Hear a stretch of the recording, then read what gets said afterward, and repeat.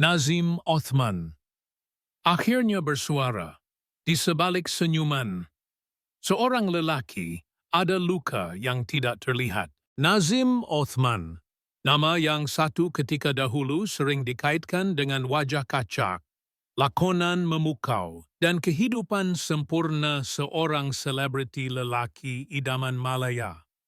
Namun, di sebalik segala cahaya glamour, siapa sangka bahwa di dalam hatinya sedang bergelora satu badai yang begitu lama dia pendam. Setelah bertahun-tahun berdiam diri, akhirnya pelakon kelahiran Johor ini memecahkan kesunyian dalam satu temu bual eksklusif yang mengejutkan ramai pihak. Suaranya tenang, namun syarat dengan beban emosi yang telah lama dikunci rapat. Nazim tidak lagi mampu bersembunyi di sebalik senyuman media sosial. Ternyata, kesakitan fizikal yang semakin hari semakin menghakis tenaganya hanyalah sebahagian kecil daripada penderitaan sebenar yang dialaminya. Dalam temu bual tersebut, beliau menceritakan dengan jujur mengenai keperitan hidup selepas berpisah dengan bekas istrinya, pelakon jelita Bella Daly, dan bagaimana perpisahan itu bukan sekadar memutuskan ikatan perkawinan, tetapi juga merobek jiwanya sedikit demi sedikit. Saya tidak bercakap selama ini bukan kerana saya tidak mahu, tapi kerana saya tak tahu bagaimana hendak berkata-kata apabila hati sendiri pun belum sembuh, katanya dalam nada yang menusuk kalbu. Setiap butir kata yang keluar daripada bibirnya bukan sekadar pengakuan, tetapi seolah-olah satu jeritan jiwa yang selama ini terkunci di balik dinding bisu. Selepas perkahwinan mereka berakhir pada tahun 2090s, ramai menganggap bahawa Nazim akan segera bangkit, meneruskan kerjayanya seperti biasa. Namun, tidak ramai yang tahu bahawa dia sebenarnya bergelut dengan pelbagai masalah kesihatan yang semakin menjerat hidupnya. Beberapa kali dimasukkan ke hospital secara senyap, Nazim memilih untuk tidak menghebahkan tentang penyakitnya. Bahkan, ada masanya beliau hilang dari radar industri hiburan berbulan-bulan lamanya. Hari ini, segalanya terbongkar. Saya pernah rasa seperti tubuh ini bukan lagi milik saya. Bangun tidur dalam kesakitan, jantung laju tanpa sebab, sendi lemah, kepala berpusing seperti hidup dalam kabus, katanya sambil merenung kosong. Beberapa penyakit misteri mula menyerang tubuhnya secara perlahan, ada yang tidak dapat dikenal pasti oleh doktor. Namun, Nazim tidak menyalahkan takdir. Sebaliknya, beliau menganggap ini semua adalah ujian yang mengajarnya tentang hakikat kehidupan sebenar. Apa yang lebih menyentuh perasaan ialah bagaimana beliau mengakui bahawa penderitaan yang paling berat bukanlah kesakitan tubuh, tetapi luka dalam hati. Selepas perpisahan, Nazim mengaku telah mengunci diri dalam rumah selama berminggu-minggu, memutuskan hubungan dengan rakan-rakan, dan enggan menjawab panggilan keluarga. Ketika dunia memujinya kerana lakonan yang hebat dalam drama bersiri, hakikatnya dia sedang bertarung dengan kemurungan yang perlahan-lahan merayap dalam diam. Namun, Nazim bukan lelaki yang mudah menyerah. Dalam diamnya, beliau bangkit perlahan-lahan mencari kekuatan daripada tempat-tempat yang tidak pernah dijangka. Solat, meditasi, menulis jurnal, membaca buku-buku spiritual, semua itu menjadi pelampung penyelamatnya ketika tenggelam dalam laut penderitaan. Dia mula menerima jemputan bercakap di majlis tertutup motivasi, bukan sebagai pelakon, tetapi sebagai seorang lelaki yang pernah jatuh, namun memilih untuk bangun. Salah satu kisah yang paling dramatik adalah ketika Nazim hampir pitam di set penggambaran, namun tetap meneruskan lakonan kerana tidak mahu menangguhkan produksi. Katanya, saya lebih rela rebah dalam seni daripada rebah dalam kekecewaan. Kata-kata itu bukan sekadar dramatik, tetapi mencerminkan dedikasi dan semangat luar biasa yang jarang dimiliki oleh mana-mana artis tanah air. Dalam satu babak kehidupan yang tidak disiarkan di layar kaca, Nazim pernah bangun tengah malam dan menulis surat kepada dirinya sendiri. Surat yang ditulis bukan untuk dibaca oleh sesiapa, tetapi sebagai terapi bagi merawat hatinya yang luka.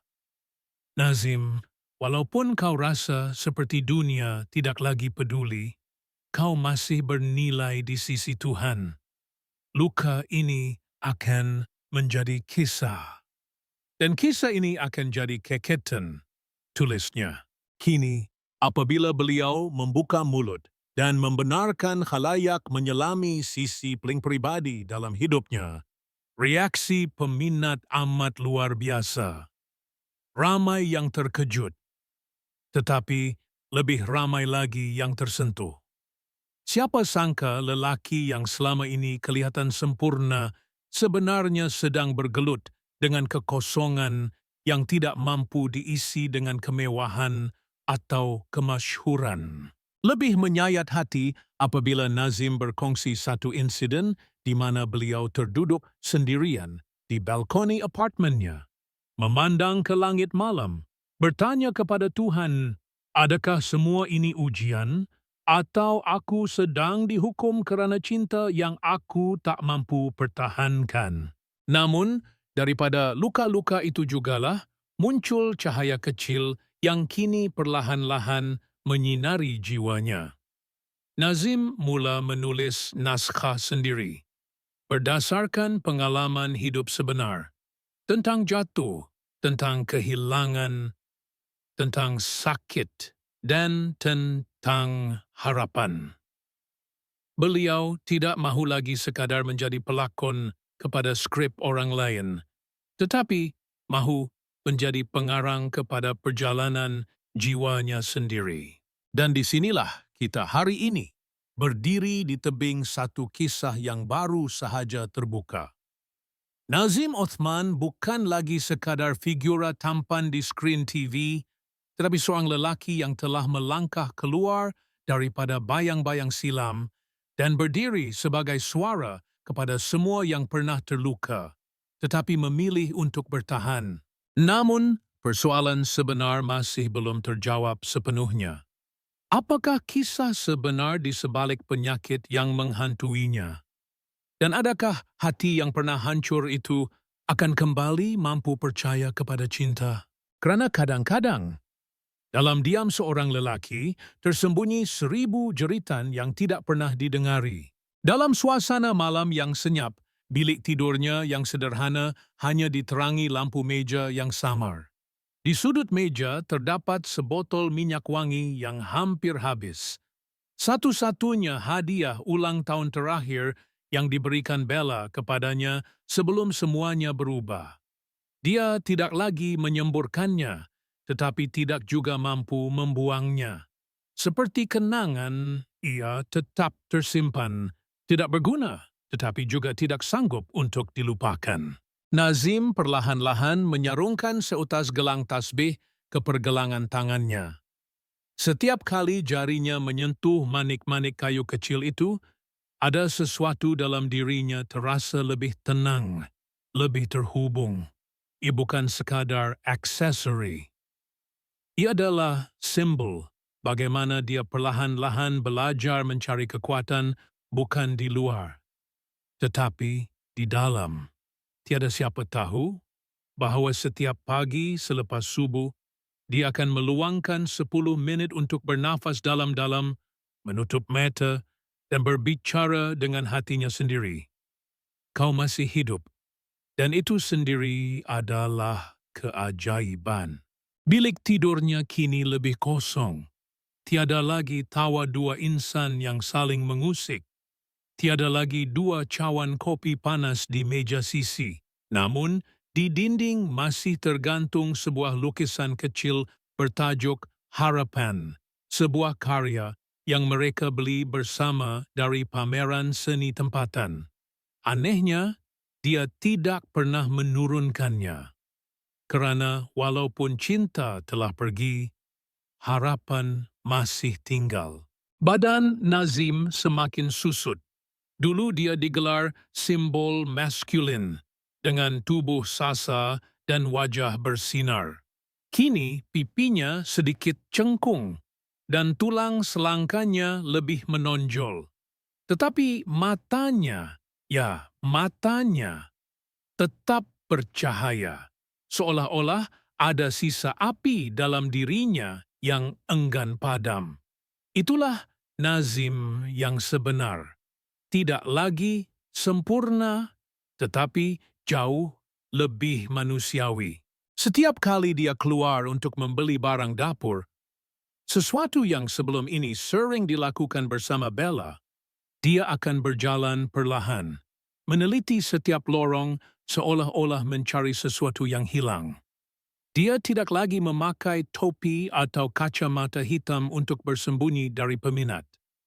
Sebaliknya, dia kini mahu dilihat bukan sebagai selebriti, tetapi sebagai seorang lelaki yang sedang belajar menjadi kuat semula.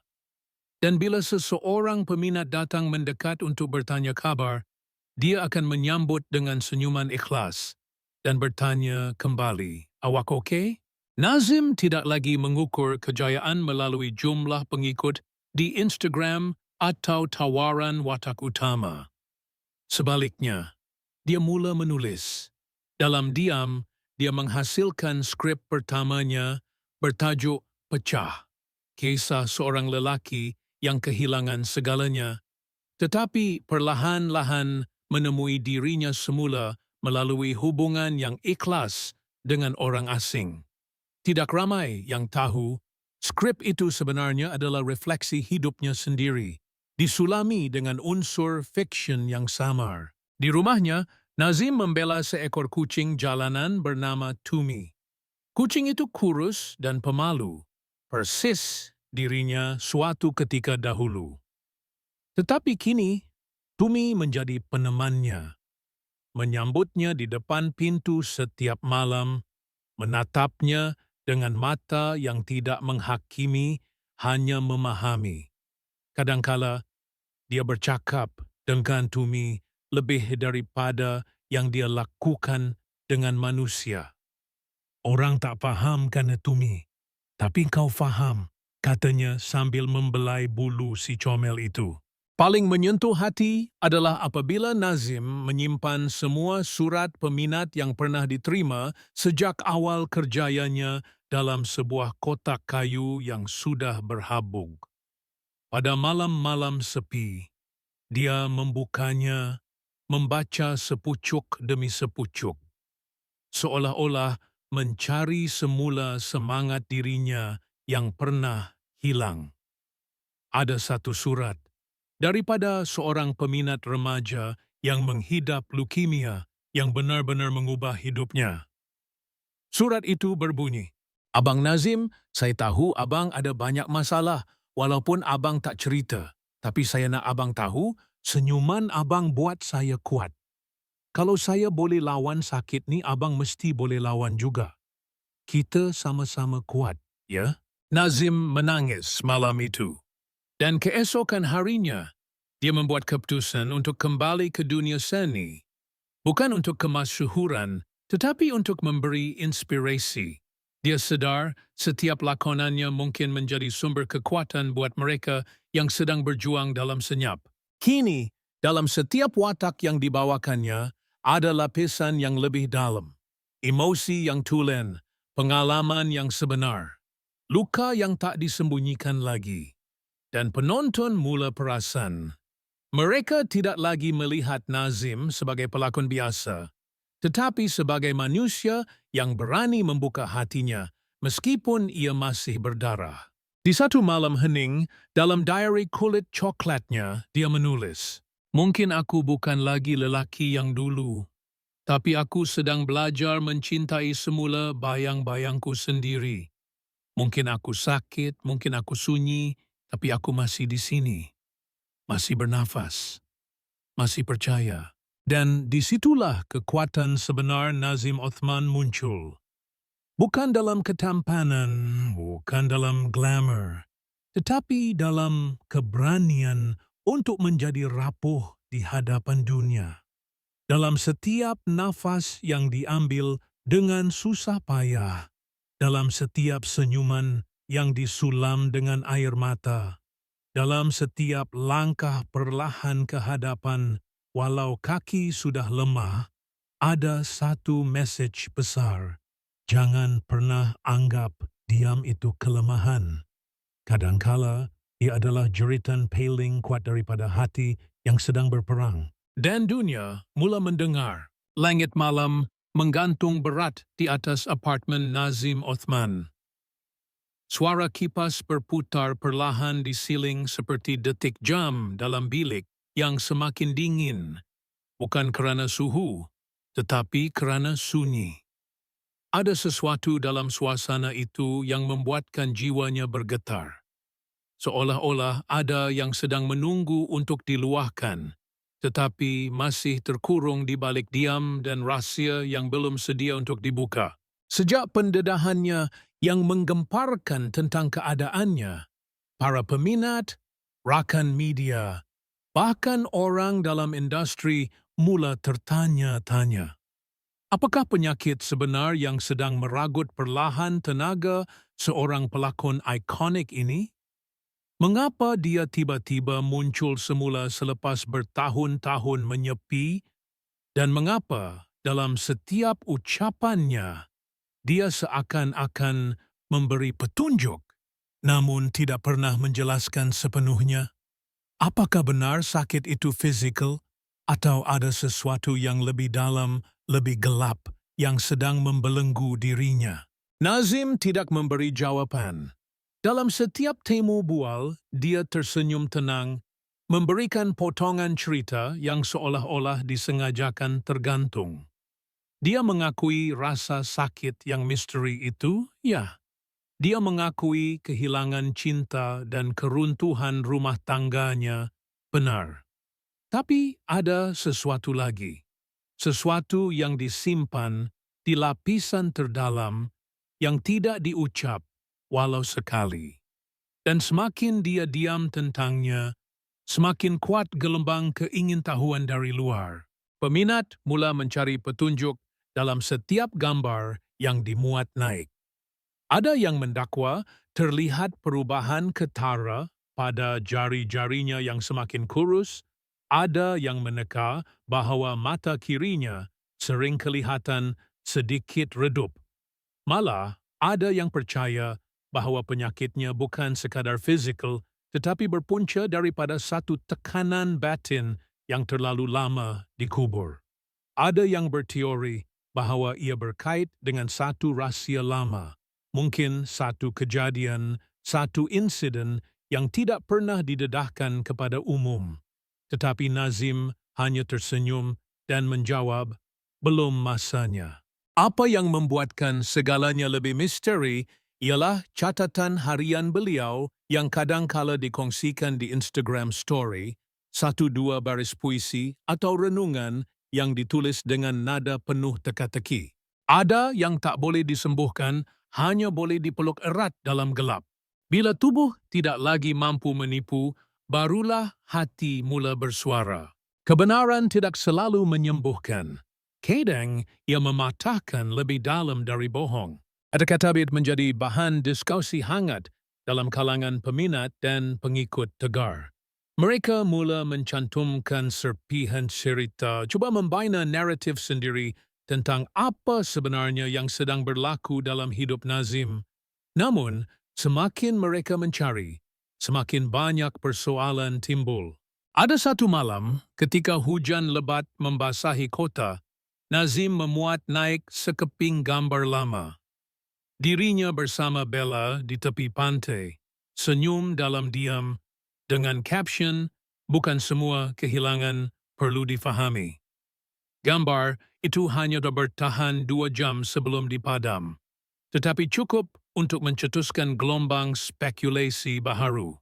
Sumber dalaman industri mula membuka mulut secara tidak rasmi. Ada yang mendakwa Nazim sedang bergelut dengan gangguan autoimun yang belum dikenal pasti. Ada juga yang menyatakan dia pernah menjalani rawatan di luar negara secara rahsia, tanpa pengetahuan media. Namun tiada bukti konkret. Malah apabila ditanya secara langsung, Nazim hanya menjawab, "Saya lebih rela orang tak tahu daripada orang salah faham." Peliknya, dalam semua misteri ini, Nazim kelihatan semakin tenang. Seolah-olah dia telah berdamai dengan satu kebenaran yang orang lain belum tahu. Dia mula menghadiri kelas seni halus. Dia duduk di belakang dewan ceramah agama tanpa mahu dikenali. Dia sering dilihat bersendirian di taman membaca buku tebal. Kadang-kadang tentang falsafah, kadang tentang jiwa dan penyembuhan. Kehidupannya kini penuh dengan simbol yang tidak dapat ditafsir oleh mereka yang melihat hanya dari permukaan. Yang paling aneh, beberapa kali dia dilihat membawa sebuah buku kecil bersamanya, buku yang tidak pernah dikongsikan kepada sesiapa, tidak pernah dibuka di khalayak. Ia berbalut kulit hitam lusuh dengan nama Anak Waktu terukir halus di sudutnya. Apa maksudnya? Siapa yang dimaksudkan sebagai anak? Adakah itu merujuk kepada sesuatu yang pernah terjadi atau seseorang? Setiap kali soalan ini diajukan, Nazim mengalih pandangan ke arah lain dan hanya menjawab, "Satu hari, mungkin saya akan ceritakan, tapi bukan hari ini." Mereka yang rapat dengannya juga kelihatan menggelak apabila diajak berbicara tentang topik itu. Bella sendiri, yang kini membawa kehidupan baru dalam diam, tidak pernah sekalipun mengulas tentang perpisahan mereka dengan panjang lebar. Semuanya seakan dikunci, disimpan dalam peti masa yang hanya Nazim memegang kuncinya. Dalam satu malam sunyi yang lain, dia menulis di blog pribadinya, yang kini hanya dibuka untuk mereka yang tahu caranya mencarinya. Sakit tidak semestinya membawa maut. Kadang-kadang ia hanya membawa kepada kelahiran semula. Tetapi kelahiran yang sebenar selalu menyakitkan, dan tidak semua bersedia untuk lahir semula. Tulisan itu mengejutkan beberapa pembacanya yang setia. Apakah dia sedang mengalami transformasi jiwa yang dalam? Atau adakah ini semua hanya lapisan demi lapisan perlindungan daripada satu luka yang terlalu besar untuk didedahkan? Ada kabar angin bahawa Nazim sedang merancang untuk menghasilkan dokumentari pendek, bukan tentang kerjayanya, tetapi tentang perjalanan spiritual dan psikologinya selepas perceraian dan jatuh sakit. Namun, sehingga kini, tiada apa yang diumumkan secara rasmi, dan setiap langkahnya masih diselubungi misteri. Yang pasti, para peminat tidak lagi melihatnya sekadar sebagai pelakon drama popular. Mereka melihatnya kini sebagai simbol kepada sesuatu yang lebih besar. Seorang manusia yang sedang bertarung dalam diam, yang tidak sempurna tetapi jujur, yang rapuh tetapi tetap berdiri, dan yang walau dikelilingi ribuan mata ingin tahu, masih memilih untuk menyimpan satu rahasia terakhir yang hanya dia dan Tuhan sahaja tahu. Dan disinilah kita, masih menanti, masih meneka, masih tidak tahu. Apakah sebenarnya yang berlaku di balik tabir hidup Nazim Othman? Dan lebih penting, apakah kita benar-benar bersedia untuk mendengar jawabannya jika satu hari nanti dia memilih untuk berkata, "Hujan mula turun renyai-renyai di luar tingkap apartemen kecil itu. Lampu jalan memantul samar pada lantai kayu yang kini tidak seindah dulu, penuh bekas goresan, seolah-olah mencerminkan luka-luka yang pernah singgah dalam hidup Nazim Othman. Pada malam-malam begini, dia sering termenung di ambang jendela, memegang secawan teh panas yang kini menjadi ritual ketenangan, seakan menggantikan tangan seseorang yang pernah berada di situ. Tetapi kini entah di mana. Ada sesuatu yang berubah dalam dirinya, tetapi sukar dijelaskan. Dia masih berjalan, masih bernafas, masih tersenyum dalam gambar. Namun, sesiapa yang benar-benar memerhati akan tahu. Senyum itu tidak lagi sama. Ia bukan palsu, tetapi juga bukan asli. Ia senyuman seorang lelaki yang sedang belajar hidup dengan kehilangan yang tidak dapat diberi nama. Nazim kini lebih banyak menulis, tetapi bukan untuk diterbitkan, sekadar untuk dirinya sendiri. Kertas-kertas bertaburan di bilik kerjanya. Ada yang tercoret puisi pendek, ada yang berisi sketsa kecil, dan ada yang hanya dituliskan satu perkataan. Kenapa? Tiada siapa tahu kenapa. Bahkan mungkin dia sendiri pun belum tahu sepenuhnya. Dalam salah satu naskah tulisannya, dia menggambarkan watak lelaki tua yang tinggal di sebuah kampung sunyi, menjaga suamenara jam usang yang tidak lagi berdetik. Lelaki itu datang setiap hari, menyapu habuk, membaiki gear jam yang tidak pernah hidup semula. Dan setiap kali ditanya kenapa dia lakukan semua itu, dia hanya menjawab, "Kerana aku masih percaya masa boleh kembali." Adakah itu lambang dirinya sendiri? Atau bayangan harapan yang perlahan-lahan pudar? Dan di antara helaian-helaian kertas itu, terselit sekeping nota kecil yang bertulis, "Bukan semua luka datang untuk dihukum. Eda yang datang hanya untuk mengingatkan bahawa kita pernah hidup." Bulan lalu, Nazim dilihat hadir ke satu klinik alternatif. Tidak seperti sebelum ini yang selalu ke hospital swasta bertaraf 5 bintang. Klinik itu sederhana, tidak popular, tersembunyi di kawasan berbukit. Tiada juru gambar mengekori, tiada publicity. Tetapi disitulah, katanya, dia mula belajar menerima hakikat bahawa tidak semua yang rosak perlu diperbaiki. Ada yang hanya perlu dibiarkan runtuh. Dia juga dilihat duduk berjam-jam di sebuah kafe kecil, menatap keluar jendela tanpa memesan apa-apa selain air suam.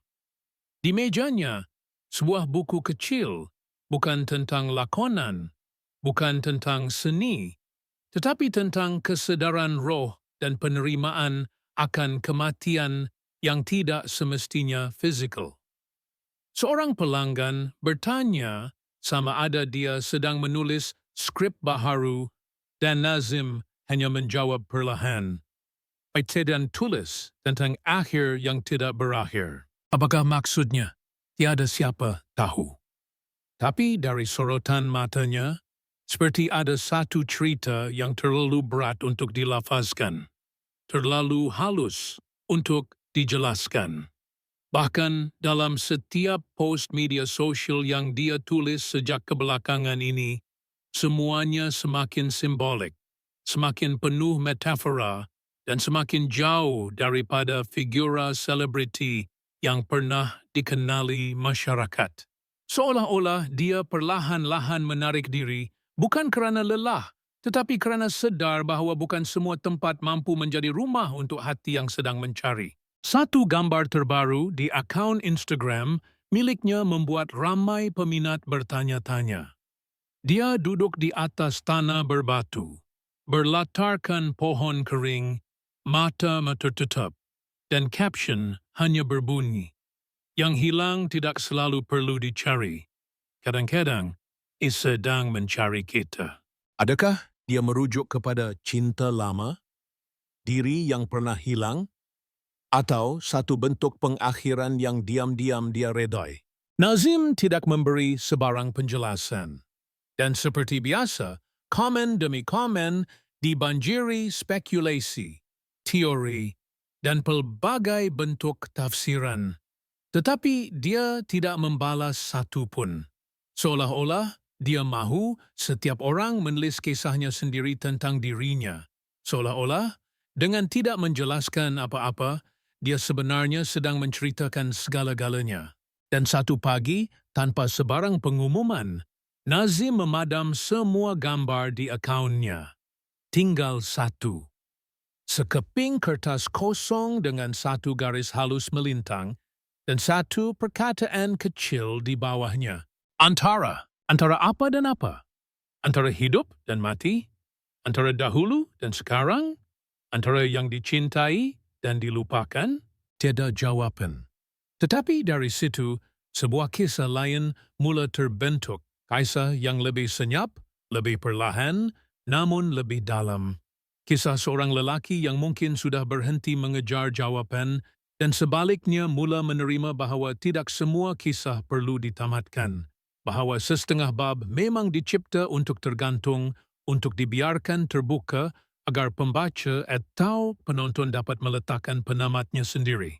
Kini, bayang Nazim semakin jauh dari layar kaca, tetapi semakin dekat dengan mereka yang memahami kesenyapan sebagai bahasa.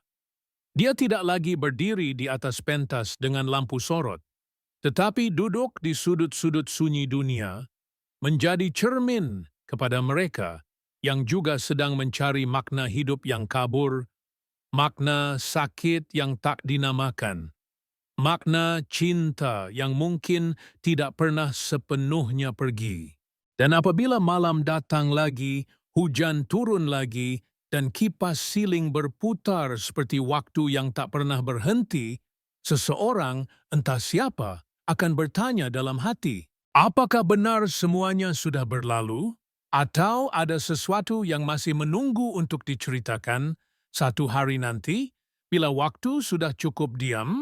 Dan dalam sunyi itu, kisah Nazim Othman terus bernafas, bukan sebagai jawaban, tetapi sebagai teka-teki yang hidup di antara kita.